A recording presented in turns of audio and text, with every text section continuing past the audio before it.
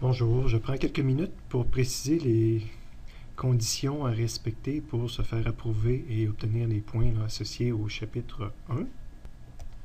Je suis dans Colnet, dans le cours de physique des procédés, dans les ressources, vous avez deux liens. Je vais ouvrir dans un premier temps le lien spécifique à ZMA pour aller voir le calendrier. Je vous rappelle que le chapitre 1, c'est à remettre au plus tard vendredi cette semaine, 27 septembre. Donc jusqu'à 16h, jusqu'au moment que je quitte le cégep, remettre le chapitre 1, puis d'envoyer votre journal de bord qui contient toutes vos heures du chapitre 1. Je reviens dans Colnet pour aller voir l'autre lien, où on trouve toutes les choses.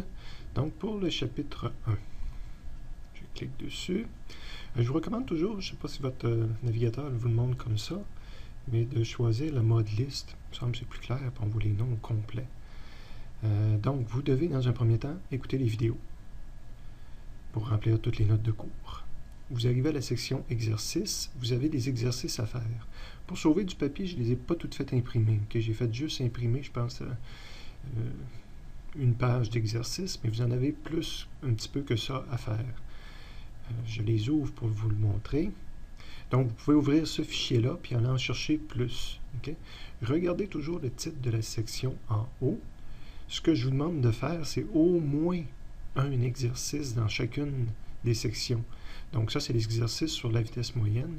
Il faudrait en faire au moins un. Après ça, si je passe à la page suivante... Non, c'est pas comme ça la page. Oups, excusez.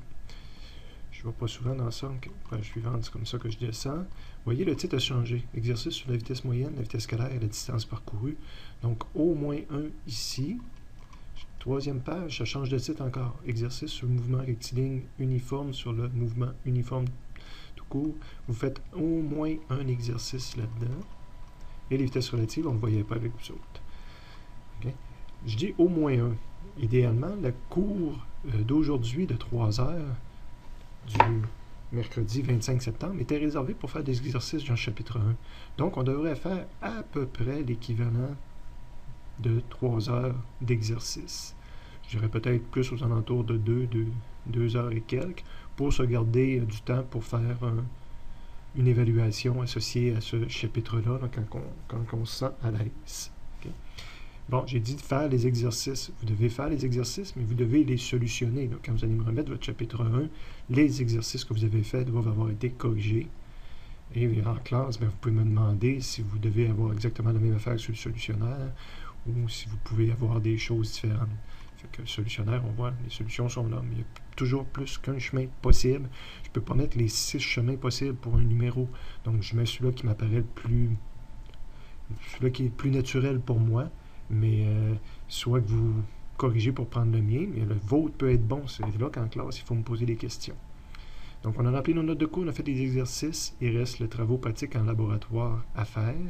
Les résultats expérimentaux, pour la partie que vous prenez mes résultats, sont là. Donc, vous les ouvrez, vous les téléchargez à l'aide du petit bouton qui est en bas ici.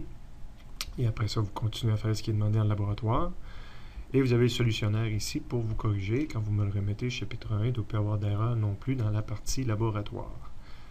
Donc, complétez tout ça pour au plus tard vendredi.